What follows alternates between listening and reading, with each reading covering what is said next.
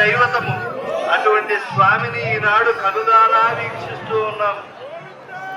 చిత్తజ గురుడైనటువంటి స్వామిని ఆశ్రయించినప్పుడే మన జీవితం ధన్యమవుతుంది. ఎంతమంది సంగీత తాళ వాద్య ధ్వనులతో మానవీధులు మారుమోగిపోతూ ఉన్నాయి.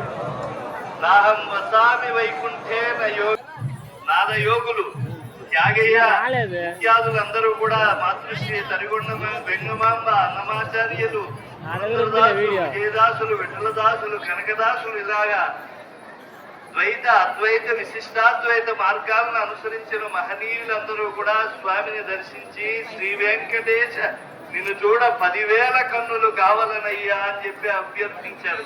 అటువంటి దివ్యమైనటువంటి కమనీయ స్వరూపుడు, ఎంత చూసినా కూడా తరివి తీరనటువంటి గొప్ప అద్భుత స్వరూపుడు, చింతించే యోగీంద్రుల ఆ సంపత్ స్వరూపం ఆయనను మనం వీక్షిస్తూ ఉన్నాం.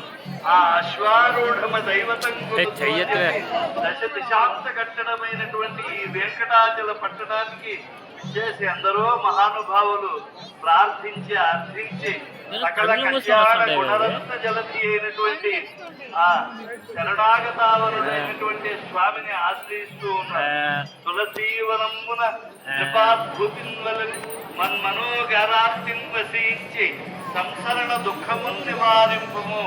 ఓ వెంకటేశ్వర, ఈ అసారమైనటువంటి ఈ సంసార దుఃఖాన్ని మమ్మల్ని దూరం చేసి మమ్మల్ని ఉద్ధరించి సంసార సాగర సముద్రనైన చేతులై మమ్మల్ని పరిరక్షించు స్వామి అని చెప్పి అభ్యర్థిస్తూ ఉన్నారు.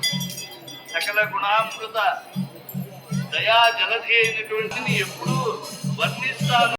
వరదుండై తగు ఆ దేవదేవుడు ఎటువంటి గొప్పవైనటువంటి ఆభరణాలతో ఆయన వెలుగుతూ ఉన్నది. శ్రీనివాసం భజే అనిశం